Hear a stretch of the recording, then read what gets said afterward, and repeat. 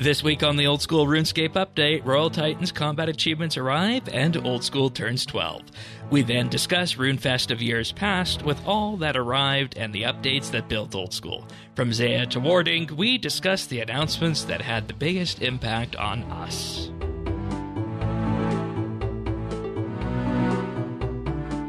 This is the Old School RuneScape Update, episode 66, recorded Sunday, February 23rd, 2025. RuneFest Moonshots.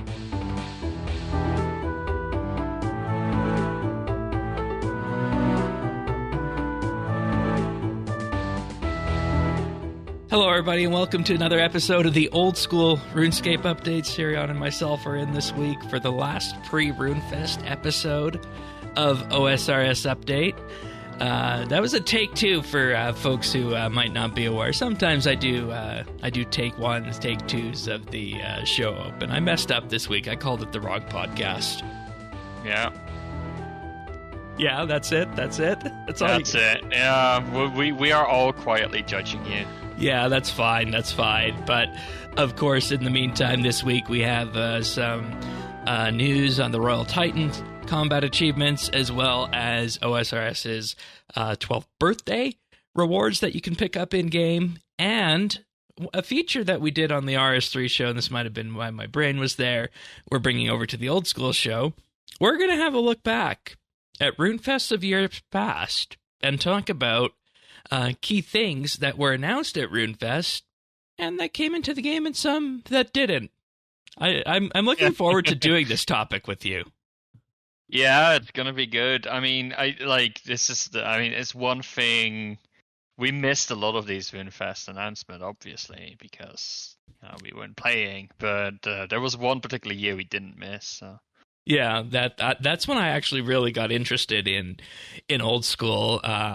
We'll wait and save the story for when we get there. But of course, in the meantime, if you want to follow along or if you want to subscribe to the podcast, best way to do that, head on over to update.show/OS. There you can access the full show notes. You can also subscribe by clicking on your favorite podcast listening service on the episode. We're on all the big ones: Apple, Pocket Cast, Spotify, YouTube, and more.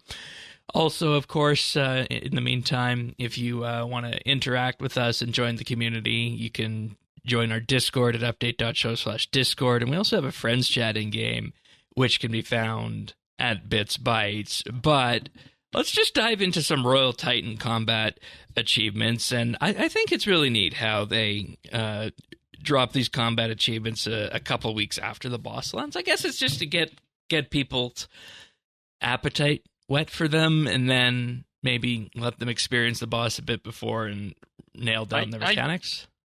I think it's much more pragmatic than that, and it's more if there's like big bugs or changes with the boss, right? Like big balancing things that don't work out, big balancing changes they need to make, exploits, all of that. They want to make sure they're all patched out before putting the combat achievements in, because otherwise you get into a situation where people might cheese the combat achievements because the boss is like too easy, and then you can't really take that combat achievement away from people. So what this really creates is a stabilizing period to just make sure that the boss is doing what it's supposed to do. Nothing too weird is going on, and then they just put the combat achievements in once they're sure they don't really have to patch the content anymore. So it sounds to me like a much more, So it's more to make sure the boss is stable before doing it. Exactly. Okay. Like you want to avoid a situation where there's problems with the boss, and then you also have to worry about combat achievements not really being fair or relevant anymore. I think some bosses probably had if you think about the release of the Moons of Peril, for example, the number of times they changed the healing on the Blood Moon, that made a pretty significant difference in things like heal times. So this way you just end up with sort of a fair baseline for everyone. Yeah, okay, that makes sense. We got one elite achievement, 4 hard achievements, 3 medium, and 3 easy in the tiering here. The elite achievement is to kill the Royal Titans without losing any prayer points, and of course, to do that, you can flinch your prayers, or rather, prayer flick on the one tick, so you don't lose the prayer points there. One of the hard ones is the perfect kill, to kill the Titans without getting hit by any avoidable damage. I think that's a really interesting one, showing the mechanics at play of the boss. And then at the back end, at the far end of the easy spectrum, you have Let Them Fight. Kill the Royal Titans while having the Royal Titans kill a total of 10 elementals, letting the Titans handle the heavy lifting. Any of these achievements on this list jump out at you as being interesting, or things you might want to go for? I mean, I probably will go for a good chunk of them. I am actually in the process of trying to get maybe to the hard tier of combat achievements now that I have medium. Some of these are just like, a lot of these sound a little bit annoying. Like, I need room, extinguishing all fires, melting all icicles. Yeah. Gross. But Yeah. like, also, I think it will be super easy. Once you have the twin flame staff, you just Right. lick them, right? So, the speedrun ones, I always struggle with speed tasks because I'm just not max gear. The 1.5 minutes, I don't know. Let me can I check what my current time is? I thought we were like 2:24-ish, I think, when we were doing it duo. Doesn't that sound right? Let me take a look. Royal Titans. I'm wondering if you can see. Oh, personal best 4 minutes. Okay. Oh, okay. Damn. Way to go on that. Wow. Now the entire internet knows how shit we are at PVM. Right. So I guess it's like 2 minutes per Titan in that case then. I mean, that's not a problem. I don't claim to be good at that subject matter, nor do I claim to enjoy it. And I still enjoyed the boss when it came out. So there's that. The perfect kill ones are, they're interesting. When I did, like, this one for the moons, right? Moons of Peril. It's called Perilous Dancers. It's a tough one, but I do like that it really does add a layer of challenge to it. Especially these bosses that are like aimed at mid-game, they're reasonably forgiving, right? You can make a mistake. Yeah. And then getting to a point where you have to sort of learn to not make any mistakes, it makes things very interesting, I think. And I kind of enjoy that it really changes the combat encounter into a new challenge. And it's the same if like Huakodo or Amoxicillado, like, you really need to be on top of your game, and it does feel like an additional layer of mastery. Yeah, that's what I was going to say, is that in general, the sense I get with combat achievements is that they give you a chance to extend and stretch from beyond what you would normally do when you say, oh, I'm going to go do an hour of Titans, or I'm going to go do an hour of Moons, or at the very high end, I'm going to go do a few raids. The combat achievements, if those exist and there's something for you to do, you can decide, am I going to go for that chill experience like I normally do and just go kill the boss, or am I going to go extend myself further? And with that, you lay down the line and you say that this is something that I can work on over time, and it's going to be a happy time when I get the combat achievements done at the end of the day. Well, I do think it's good, right? And I wanna be very clear. I do think it's good that there are some combat achievements that you get pretty much automatic, especially as you sort of progress and learn the boss. And Perfect Kill is one you can almost just get. Oh, like at some point where you just get better at the boss. So I do think it's good to have those as well. Same with like the kill count. Right. It makes you not feel stuck at any point. So it sounds like there's a good mix for this boss. It's a lot of achievements for this boss, actually, more than I expected. But Yeah, and I think that's good because it fills out the easy, medium, hard tier of achievements, yeah, which but I think is looking at always good to have.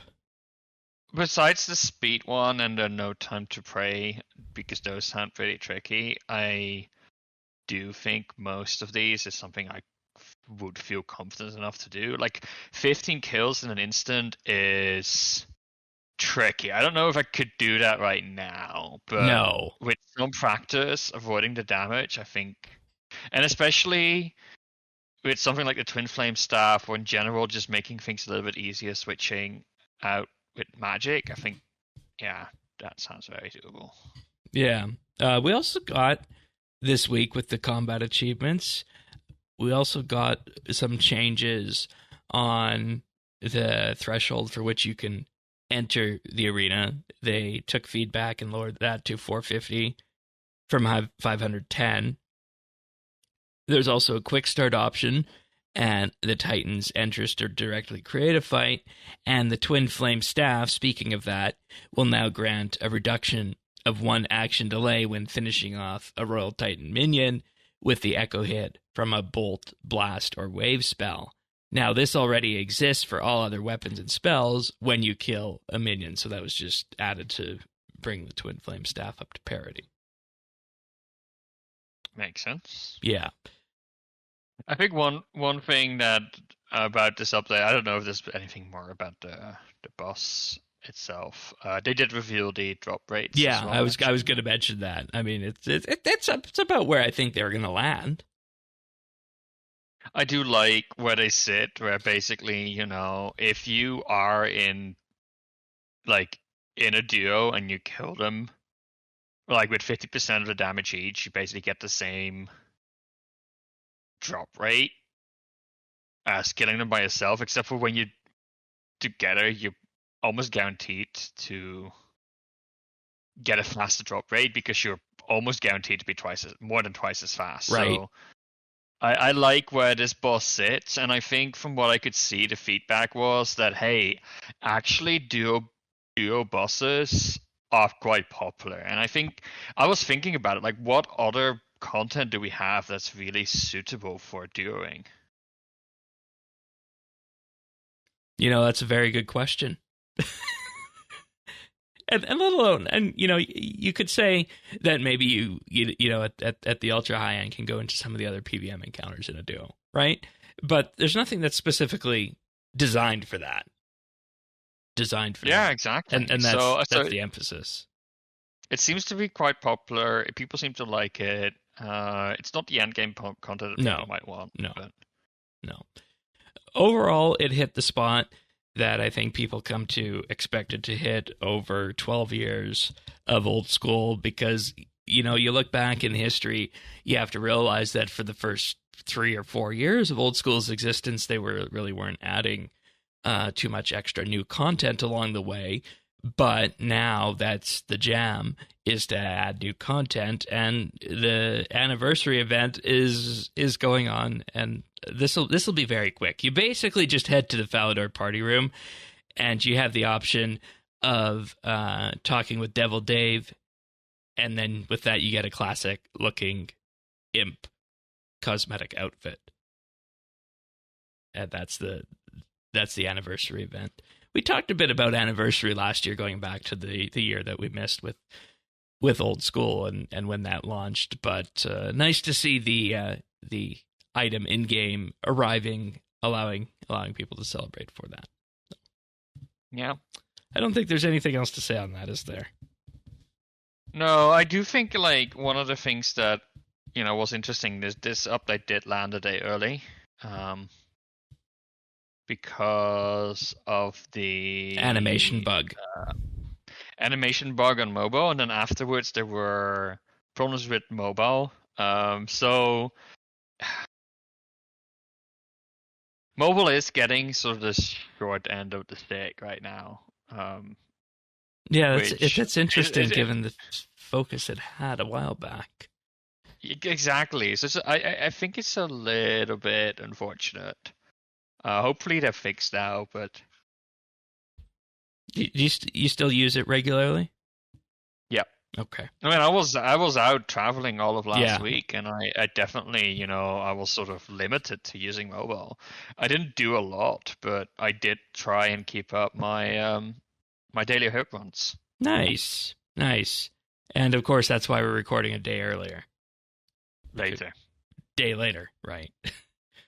Time is a thing at this juncture because of RuneFest and where all that's coming and the prep that's happening for that. But RuneFest is a week away. We'll be there.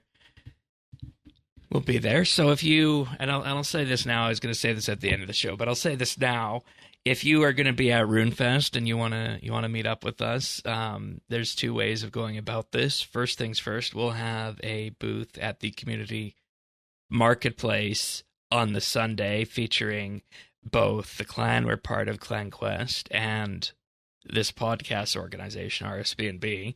That'll be listed on the RuneFest program, so you can mosey on up to that if you want. Otherwise, after that, I will be making a post in the RSB&B Discord asking for anybody who is going to RuneFest to react to that and express your interest, and then we can set up a separate sort of thing on the floor where we can have a chat together, meet up, talk, do whatever we so please. So that'll be in the RSB&B Discord once the show is published. Update.show/Discord if you want to go about it on that path. But if you're at RuneFest, let us know. It'd be nice to see some of our wonderful listeners. But we wanted to also do something RuneFest specific this week, and this was a feature that was originated on the RS3 show. We said, let's go back in time and look at RuneFests of years past and see what was announced at those RuneFests and see what came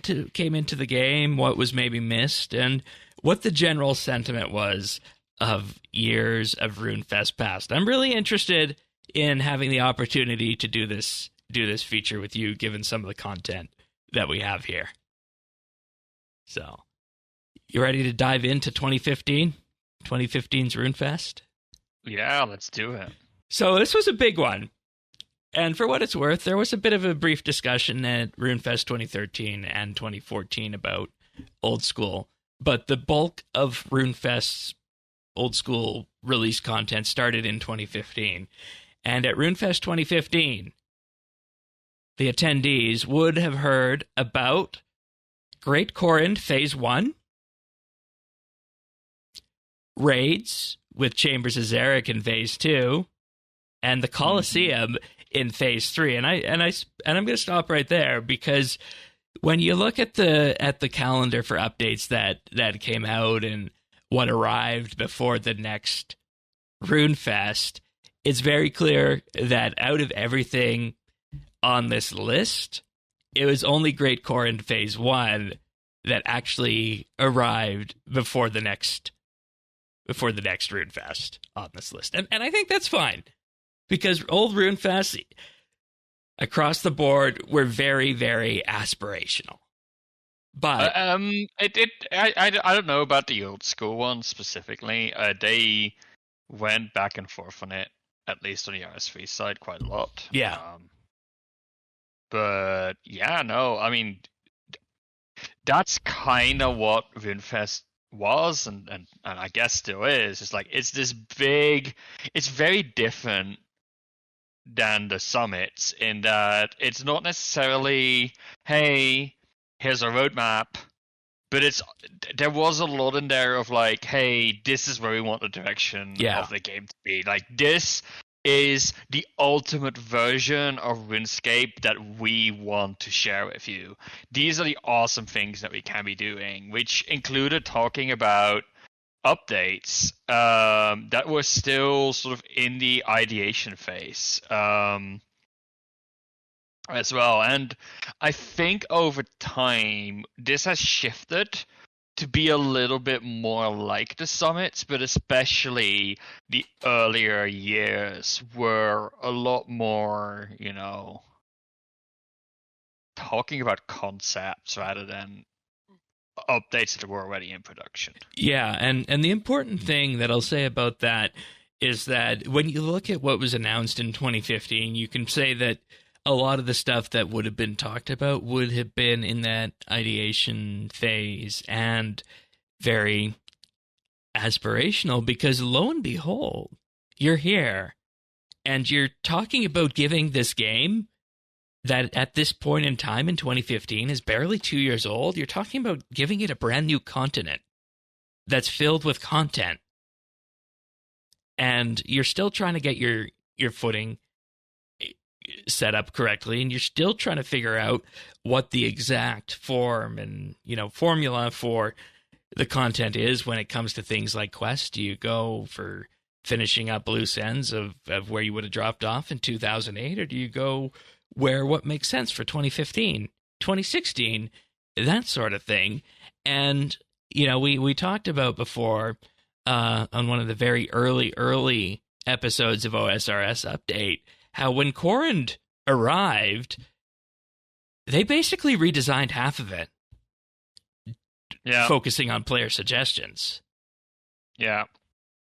And that's the version we came now. We haven't really...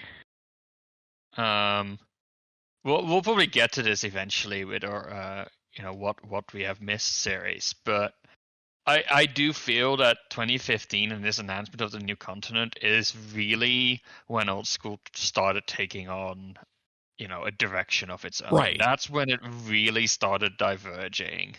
We see Monkey Madness 2, which of course is like huge. I think it was the first Grandmaster that Old School got. Correct. And of course it was a sequel that to this day RS3 has never gotten. Winter Toad, skilling bosses, that was just not a thing that was being discussed on the RuneScape side. And the whole new continent, of course, brings in a whole new set of lore and interesting ideas that, So this is, to me, when Old School started shaping into what it's gotten today. Yeah, and to be fair, you see that not only with Corrin, but like you said, Monkey Madness 2 as well, because you look at the quest list, Monkey Madness 2 was the first quest that dropped in the Old School era. The previous one before that, the newest quest in the game was King's Ransom from July 2007. Mm-hmm. So it's time to, at that point, start building quests. But they also, at this RuneFest, highlighted the Fight Cave expansion and Jad 2, which I find very interesting. If you go back and you look at some of the details on this brief, the idea, the basic idea was that it would be a straight-on continuation from the Fight Caves when you finish it and you get your Fire Cape, and they didn't necessarily have the blueprint for what became Inferno with Zuck, because, would you believe it or not, the first incarnation of this failed the poll after they talked about it. Interesting, yeah. So that one did not arrive before the next RuneFest, and we'll talk about what happened in 2016 with that. But we also, of course, in 2015's RuneFest had updates that did arrive, like Winter Toad, which you mentioned, Skilling Boss, the first Skilling Boss for Old School. I think that's a very important thing to highlight, because it in many ways set the blueprint for what skilling bosses are, I think. Yeah. And also, we still love going there for firemaking training beyond level 50. So for better or worse, I think that's a discussion people can say is either good or bad. There were also construction updates that were included in this year, which I found very interesting as well, because if you look at the news post for this, they specifically mention the Superior Garden and the Achievement Gallery, which I think are two of the very popular rooms that we have now in construction. Mm-hmm. With the option of relocating rooms as well. So nice. So nice. Yeah. And one thing I also wanted to highlight about these two rooms, if you go to the RuneFest post here for this, it looks very clearly like the concept imagery for these is done in Blender. I hadn't even considered that. Yeah, no, it's the concept art. That's neither RuneScape engine. That's just somebody quickly forming something together in Blender. Yeah, I was looking at the concept art of current, and it's like, to me, it's wild, right? It's absolutely wild how that was put together. But hey, it works. And like I said, I think it was really cool. It works, but it also shows some of the lack of professionalism they still had. Like, let's be honest, and I mean this in the nicest possible way. This looks like a news post you might see on a website that runs a private server. Yeah, Right? that's right. It is all like, there's a certain jank to it, and we all know that that's no longer where we are, and all of the jank that we do have, there's a sort of charm to it. But in this stage, it very much feels, yeah, I don't know, like it all feels a little bit amateurish, I guess. Yeah, and to be fair, that was the jam of old school at that point. That's how they went. I'll also point out that in the RuneFest blog post, there's a grand total of 11 JMods listed in the old school team sign off. That's how small the team was then. 11. Yeah. Also announced at 2015 was Deadman Mode. And I have to just point this out to people. I just have to point this out to you and everybody here. As part of their keynote, they had a discussion for the last 12 months. And one of those things that they talked about doing, and they did over the last 12 months prior to RuneFest 2015, was pole sailing. Huh. Yeah, that I read that, and I had to double take when I read that. I don't. Yeah, it's.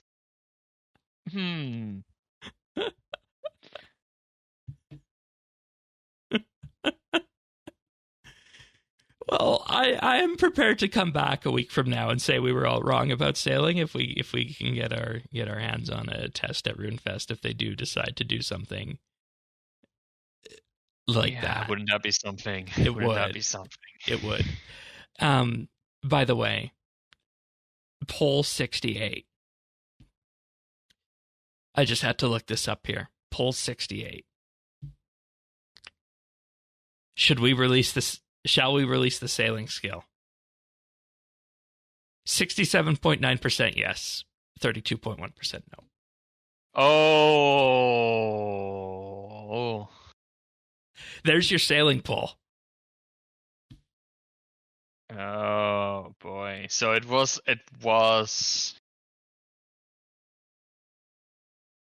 a very narrow defeat. Close, I guess. Yeah. Interesting. Well, in 2016, RuneFest 2016 was a bit more condensed than 2015's. They specifically mentioned Fossil Island as being something that could come to the game. They also mentioned the new Troll Quest, Chambers of Xeric, and redesigning Zeah, which, after Zeah launched, this is that player-focused redesign. And they also, of course, mentioned the Inferno. So let's start from the top here and go and talk briefly about Fossil Island.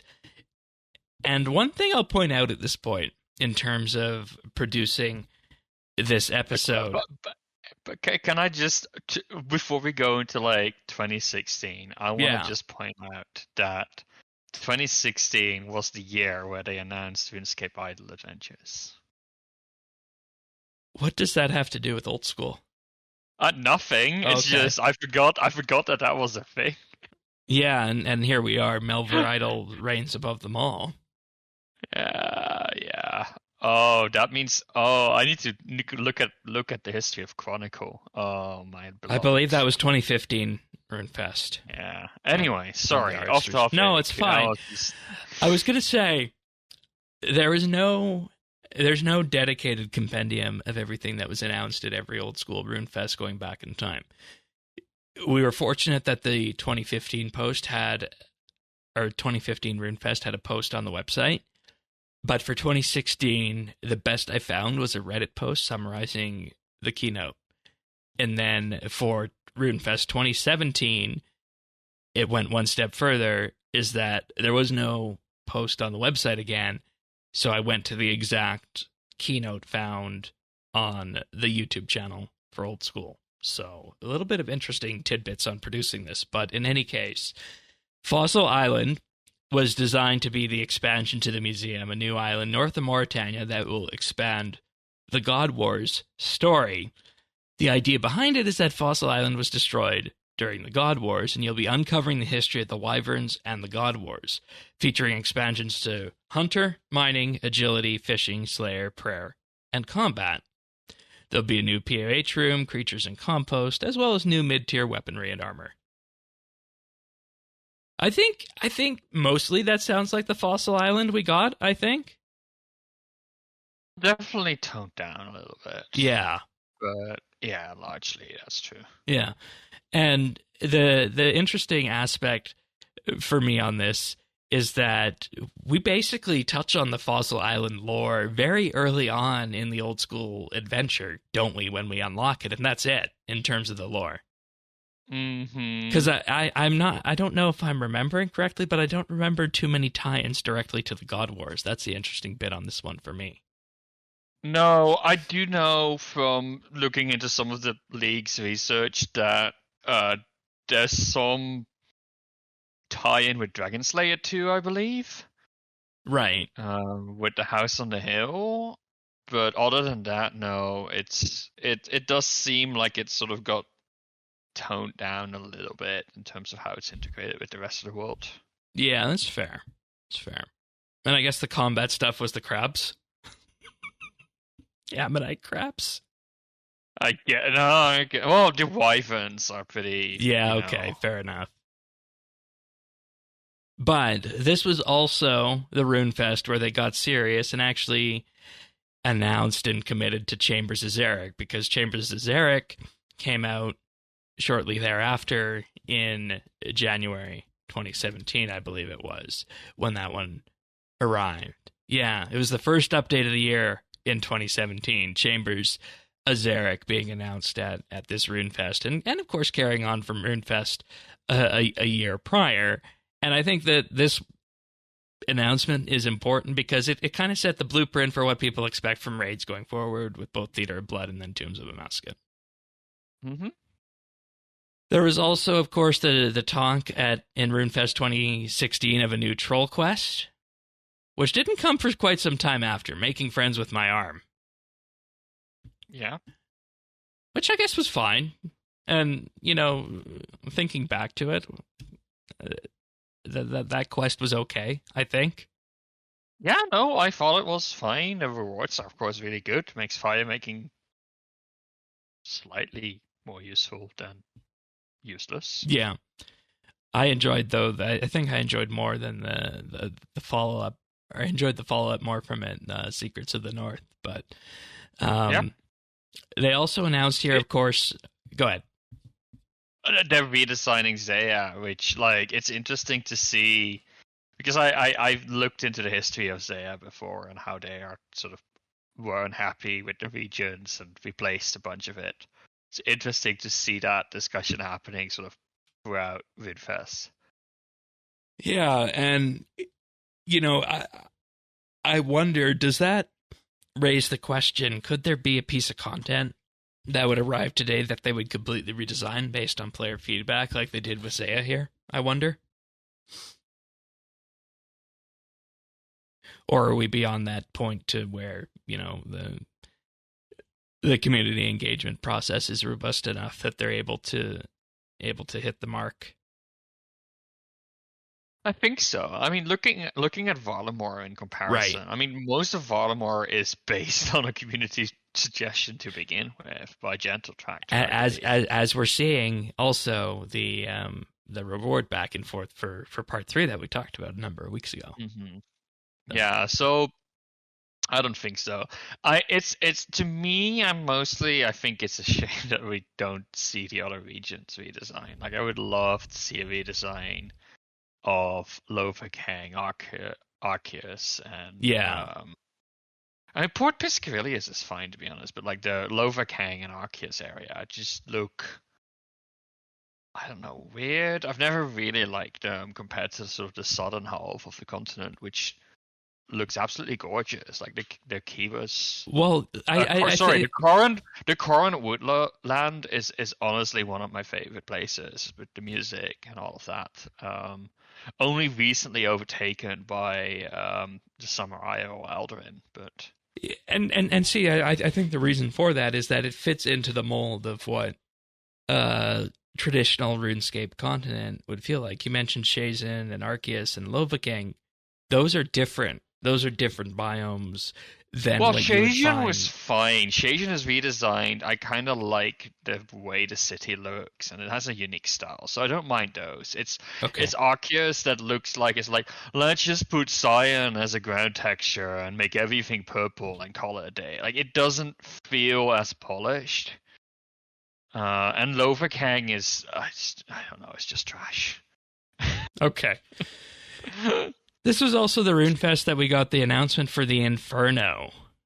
And in particular, talking about that, yes, this will be that supreme PVM encounter with the new best in slot PVM cape. And with this, they actually talked about why JAD 2 failed. And the interesting part about JAD 2 is that it would have passed if under the current polling system. It failed with 72% of the vote. Right, because back in the day, it was 75% needed to hit. Yeah. So that sailing thing we were talking about earlier, still close, but not as close as it would be today. And the reality of it is that the community wanted standalone content, so that, of course, then created the sub-area inside the Tsar area for the Inferno, and allowing the people to have that next level JAD fight and bringing high level challenging content to old school. And we talked about how 2015 was kind of the year where old school gets going and starts producing content. But I think if you look at Inferno and Chambers of Xeric in particular, those are two very important timestamps for setting the mark of the combat side of what old school is going to be. Yeah. So, 2016 is the first year where I lived in London, because I lived there for like 6 years. And I was so excited to go to the event, and the event happened to be in the one weekend I had to be back in the Netherlands for like a family event. Oh, I remember that. I was so annoyed at, the unfortunate timing. I really wanted to go. Family first. Family first, yeah. RuneFest 2017. Now, this was a big one as well. Updates included... because it's the first time I actually visited. This was also the last time it was in central London. Oh, God. I miss Bathurst. I understand why they moved. It was crowded, and they had sort of the outside tent. But it was just way more convenient to get to. It had its own little atmosphere. It was just nice.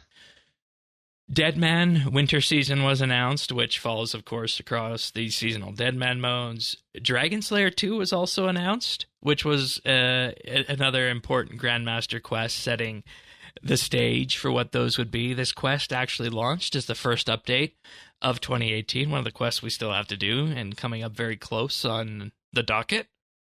I am simultaneously dreading it and looking forward to it.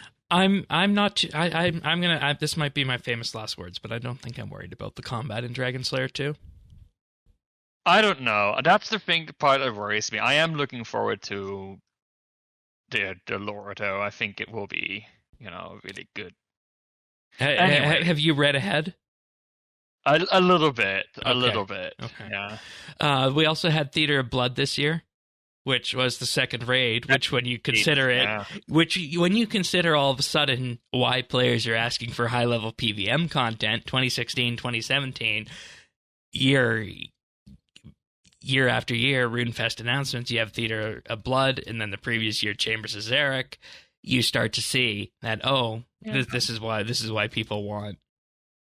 I mean, to be honest, after this, it wasn't until 2022 that we got the tombs. So yeah, and I think that, and when you factor this all in, you could see a year pause in there, and then the pandemic year, kind of a bit of a slow break on that. So maybe that factors into it a bit as well.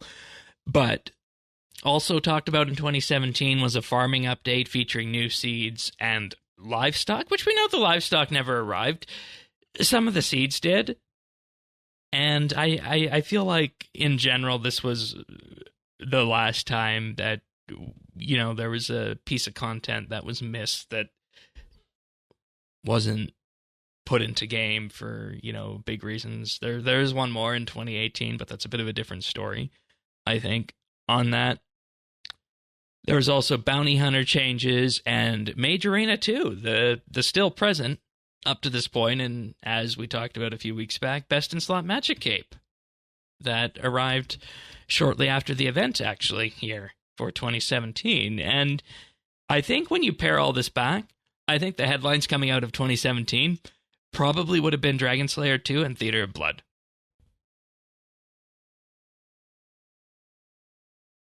Yeah. And it's also interesting, like they did announce the Farming Guild as part of this as well, but that definitely transformed and sort of didn't launch until the Kebos Lowlands, yeah. Yeah, exactly. Yeah. And you can kind of see that maybe they were going to go the animal route with this, but they kept it a lot more conventional there. And the things that we're talking about with the new farming seeds did come with the Farming Guild at the start of 2019. But I feel like I don't know how to describe how I feel about RuneFest 2017 here. I feel like maybe it doesn't feel like there was much of an impact because both Dragon Slayer 2 and Theater of Blood arrived without incident. And we already had the blueprint for a new Grandmaster Quest with Monkey Madness 2, and the raid was already out. So it wasn't as groundbreaking that year. Yeah. I mean, this was the year where I also feel that especially RS3 also. So this was a trend across. We don't want to talk about 2017. The announcements were a lot less ambitious, right? Like on the RS3 side, we got what? No, I'm just remembering what happened a few months before RuneFest on the RS3 side. Right. Menaphos. Yeah, but like it was like a lot less ambitious. We got like the RS3 announcements were basically, some small quests, some small scaling update. Because it was their, it was one of those periods where let's talk to the players again and focus on that unfinished business stack. Exactly. I mean, here I read Group Iron Man was announced for RS3, which is fascinating, but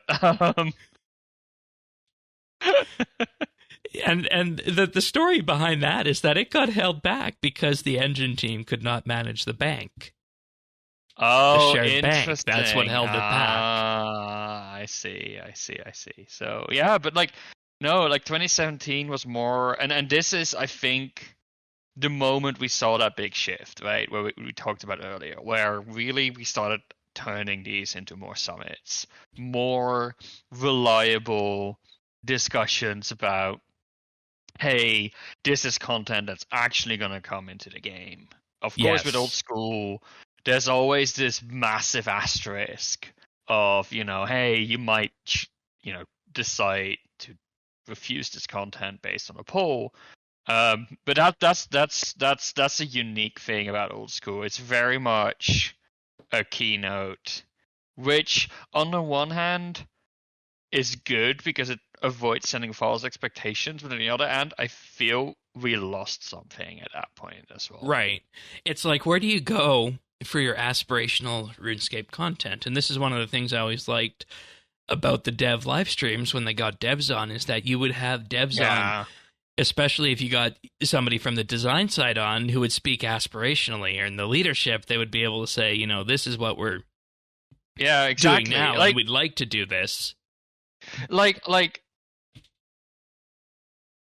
something about Mark talking about the Church of You, you know, like I was never super fond of the idea, but it was something he was passionate about and sort of tried to sell. And if you want to sort of get like a pulse check of the community, RuneFest is the place to do it. That's where you can talk to people like, hey, this is actually sound like something you want to do. So I would love for Jags to find a new way to do these pitches, right? Like the big aspirational moonshots, basically. Exactly, and just poll the community's response to it, right? Like, do they like it? Do a RuneFest straw poll. Yeah, basically, and that's something I would really like to see come back. I mean, the Game Jam does some of it, but it's a hard platform to do super big aspirational things. Though it has replaced some of it. Like, there's going to be some really good content. Yeah, and I know it's too late for this now, but there's going to be 3,000 people at this event, and a large portion of them are going to be old school people. Have straw polls at the keynote for a aspirational thing. Oh yeah, I would love for that to happen. And of course, those would be non-binding because you got such a smaller population involved in it. But it would still be an interesting, you know, tastemaker kind of thing. All right, RuneFest 2018, the smallest one of the bunch, but in many ways the most important ones. So there were three key things announced at this keynote. And I'm going to start off with what arrived shortly thereafter in January of 2019, and that's the Kebos Lowlands. And this was an expansion to the Zeah area. It brought in the Farming Guild. And I feel like this, when you look at everything that is presently in the Kebos Lowlands, it is something that has just really fit itself nicely into the game like a glove. When you look at this, when you look at things like the new Slayer Master that was there, the new Slayer creatures, the Farming Guild, aerial fishing, and everything that became associated with that. I feel like that hit the mark and was wonderful. I don't know if there's anything you specifically want to talk about this launch or this part of the keynote, because you and I were both there for this one. Not the cables part, actually. No, we were just hanging out on the first floor looking at some playtesting things, I think. Yeah, and then we were gonna... We were just passing through. Just passing through, and the thing that caught our eye, and I think the reason I don't remember it is because we might have missed the first bit about the Kebos Lowlands, but the thing I think that caught my eye was that they were going to be finishing the Elf Quest series with Song of the Elves, and that was the hook in for me. Now, Song of the Elves arrived in July 2019. It was our first Grandmaster Quest that we did on Old School, and I feel like my reaction at the time is the reaction I still have to Old School Prif and everything that arrived from this. And one of the things that made me appreciate the way the game carried itself, even back here at RuneFest 2018, is that it was a huge, grounded version of Prif, and it showed that you could do the Elf City without it being a new and overpowered skilling hub. And I mean, it was fine how they did it on RS3. That was a product of the time, and everybody loved it. Mm-hmm. But I feel like the Old School Prif was doing it in the old school way that, in effect, showed how it might have been done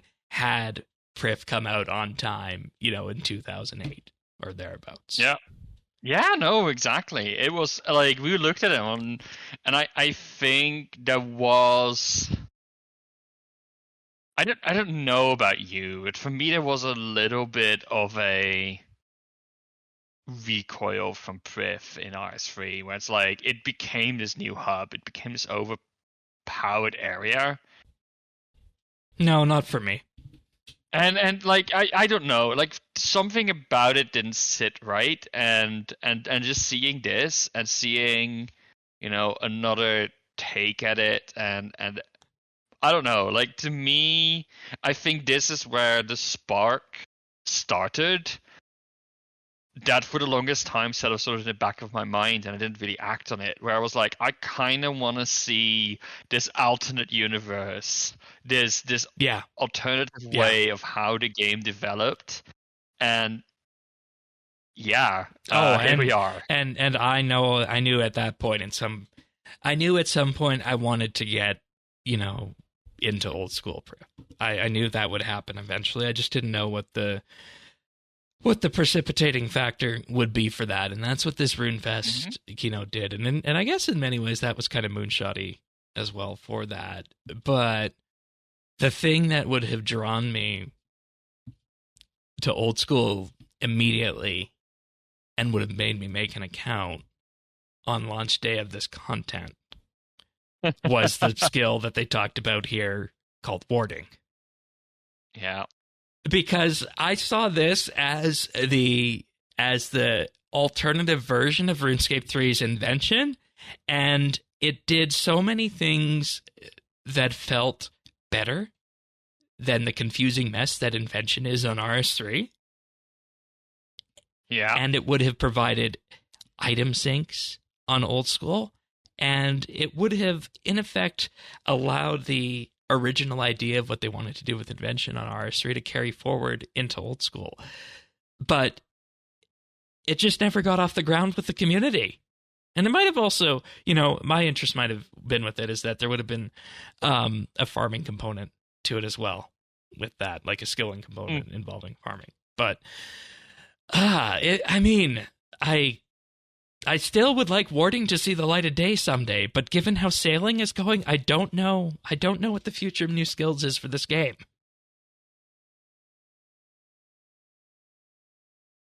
Yeah. It built with 66% saying like almost exactly 2/3 of the people wanted warding. Yeah. I don't know. What was your initial reaction to the skill? My initial reaction was like, oh my gosh, yes, please. Like, I read, the way they pitched it to me showed that they understood the problem. So when it comes to designing things in the game, right, it's important that you understand the problem before you develop the solution for it, right? And warding, and like any new skill, you can just tag on a completely new skill and sort of invent the problems that it's trying to solve. And this is what sailing is trying to do, right? Like sailing isn't solving anything that the game has. Like it's not filling any gap. It's literally expanding the game world to create a gap to make the skill in, which is why I think it will not be as successful. If you look at the successful skill launches in RS3, because that's the only archaeology that got skill launches, archaeology filled gaps in terms of like combat bonuses and all of that. Yeah, farming. Farming, lore. It added like a new place to release lore that's not quests. So to me it created some problem. It's not a strong case of this, to be honest. Like Divination tried to solve this better and failed. But Divination was an example where they didn't understand the problems they were trying to solve. Yeah. Invention, I think, is similar in that it tried solving a problem by creating item sinks, but ultimately didn't quite succeed. Right. And to be fair, Whereas the mining and smithing rework eventually did, and yeah, did solve that same problem of being an item sink. I just want to say that the present day incarnation of invention is okay. It's still confusing to get into. I don't think it should have been an No, it's elite okay. skill. And to me, like, warding is like, hey, this is, a pretty solid proposal that fills the gap of what skill is responsible for creating magic, because runecraft doesn't really fit. Like, runecraft is to magic what fletching is to range. So what is to magic what crafting is to ranged, right? Like, that's sort of what they were trying to fix here in a very interesting way, while also creating an item sink. So it sort of filled two gaps in a pretty elegant way. Thematically, it fits. It was unique. It felt different to the other skills, and I think it had all of the potential of being old school's best skill. Yeah, exactly. And I'm, still a little bit sad that it didn't arrive. Because I feel like you said, it would have solved problems. It would have been a perfect spot to do those sorts of things. And it wasn't necessarily that it was that close to failing. And, you look back at the other skills that we had in the skill pool: sailing, shamanism, and taming. That was the third one, taming, right? Yeah, and I think shamanism, one of the reasons that I was very excited about it is that it felt most like the spiritual successor to warding. Yes, exactly. Yep. And look, I do understand where they went with this, right? They basically, instead of just pulling like a new skill, they were like, do you want a new skill? Which of these proposals do you want? This is the worked out proposal. Do you want this to continue? So they did break it down in milestones. Like, this is the question. If they had gone with, say, shamanism and had just given us the proposal and be like, do you want this skill? Yes or no? Would we have gotten shamanism or not? I don't think so. Would that have passed the poll? Probably not. If they had done the same thing with sailing, would that have passed the poll? I feel like that's a difficult question to answer, because sailing for a lot of people just gets voted in because it's the meme. I mean, that's our assumption. I don't know if we've ever validated that, but right. I mean, you would say that, and yet the original sailing wasn't voted in. Yeah, exactly. And that's why I have so many questions about sailing going forward right now. And I realize we're getting off of the topic of warding, but I need to underscore how big of a hook this was, and the fact that this sat with me for days on end after RuneFest, after seeing this talk. Yeah. Yeah. It was that impactful. No, look, the Song of the Elves and the warding stuff. The warding stuff was really excited. Like, I would, like, it would have basically made me play the game immediately, for sure. Oh yeah, same. And even to this day, if you had included warding in the skilling pool, right, like with the 3 other proposals we'd had, I would not have even doubted and just hit that poll button so hard. Yeah. Because, like, I think it's still the most natural fit for the game, and I'm a little bit disappointed. Like, even now, today, though we have seen some solutions to the problems that warding tried to solve, I think the gaps are still there. Oh yeah, absolutely. Absolutely. And this is 7 years after the fact. Oh my god, it's been that long. Holy shit. Oh, that's the pandemic time distortion, isn't it? Mm-hmm. Holy crap. 5 years ago, we had a virus running unchecked. Oh my god. 2019 RuneFest, the last RuneFest. And everything here came.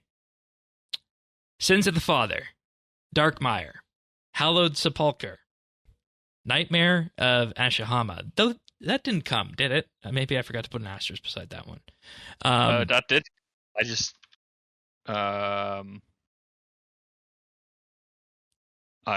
let me check. Okay. When. I'll finish reading the list. There are also the clan system, Group Iron Man, and A Kingdom Divided. Nightmare did come, but in 2020. Yeah, February 2020. So that did come. Yeah, okay, fair enough. And A Kingdom Divided came in 2021. So, I mean, you could decide if you put an asterisk on that if there would have been a RuneFest in 2020, but we're not because there wasn't one. But again, this is just the filling out of the top tier RS content, the top tier Grandmaster quests, things that are leading to the culmination of the Myrek storyline, Sins of the Father, Darkmire, and then the Hallowed Sepulchre agility stuff following that. And then the clan system, which we didn't have before, Group Iron Man mode, and one of my favorite quests in the game right now, A Kingdom Divided. All that came in 2019's RuneFest. And, you know, out of everything on this list, we haven't really done much of our questing. We haven't even done Branches of Darkmire yet, so Sins of the Father is definitely on the list there. So these first four things we have not yet experienced. There is no Branches of Darkmire in old school. Darkness of Hallowale. Darkness of Hallowale, I mean, we haven't done. Yes, and then it's followed by A Taste of Hope, and then Sins of the Father. Yes, right. Clan system we use every time we log in. We don't have Group Iron Man. We're not part of a Group Iron Man, I mean. And I feel like Kingdom Divided, we're waiting for the Varlamore companion to that to tie those two storylines up. Maybe we'll get an announcement on that at the upcoming RuneFest next week. But that would really be something. Yeah. And I feel like we don't have as much to say on this one because, you know, the content just arrived and it wasn't necessarily big or aspirational compared to some of the other stuff that we talked about here. And, you know, that kind of gets into that whole idea of these being actual summits of content that you can rely on, and you can rely on them arriving. So, yeah.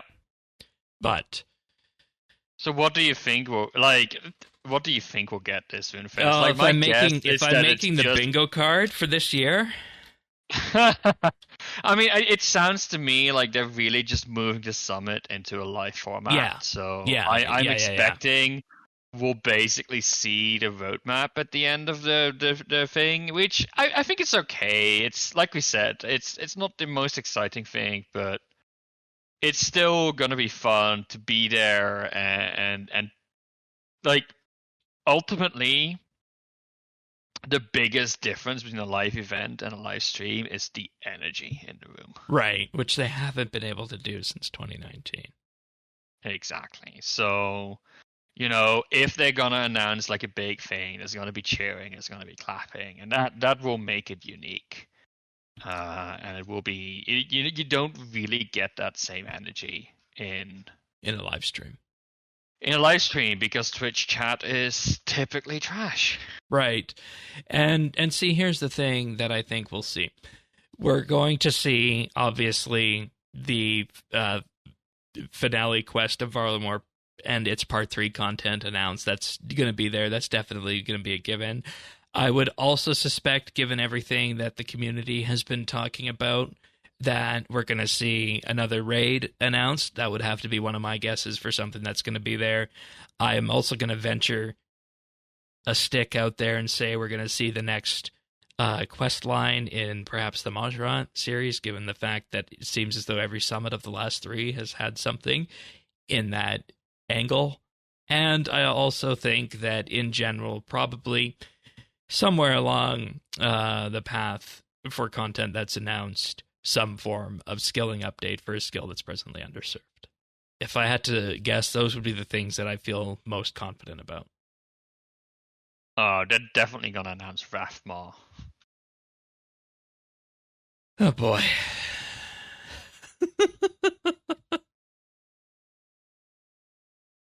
You're kidding, right? Of course. Okay. Do you agree with kind of my blueprint for what I laid out? Or do you have a different idea? Yeah, I think so. Just looking at the past few, you know, like if you look at the Winter Summit, which is going to be a replacement for, we saw, like you said, we saw Defender of the Rock and Holographic Sleeps. We saw the Majorate stuff. We saw the Wilderness update. We saw Valimor. We saw Scurious and Deadman mode. So yeah, I definitely think we'll see Valimor Part 3, maybe even a date on that, but definitely we'll see more about Valimor Part 3. I do think they'll tease perhaps the Grandmaster that comes after Valimor Part 3 that ties the two parts together. I think we'll see a little bit more about the HD update as well and Project Solaris, as well as Sailing. So we got a lot of things in flight that I think we'll get updates on, rather than revealed, like, big sort of reveal dates. Yeah, and that kind of gets to that aspirational angle again too, I guess. Exactly. I do think we'll see some kind of PVM update outside of Valimor as well. Yep. Yep. That stands to reason. What that will be, I don't know. It might be another Slayer boss. It might be something else entirely. And then there's probably going to be an announcement of Deadman again. Yeah. They're not going to announce another leaks for the fall, are they? No, not too early for that. Okay, fair enough. Well, that's it for the penultimate RuneFest episode. We'll be back next week, same Sunday-ish. Hopefully everything goes well. Discussion period talking about the RuneScape keynote in that regard there. So join us for that. If you want that when it arrives, head on over to update.show/OS and click on your favorite podcast listening service. It's the best way to get the show automatically. Apple Podcasts, Pocket Casts, Spotify, and of course YouTube as well at youtube.com/@OSRS Anything else before we go? I am looking forward to next week. It's been more than 5 years since the last one. So. It's been years. So it's going to be interesting getting back into it, catching the floor energy, seeing what's up. It's going to be weird being there, for me at least, as a primary old school player rather than a primary RS3 player as well. And I'm very curious how that's going to change my perspective, basically. The events I want to go to, the talks I want to go to are different.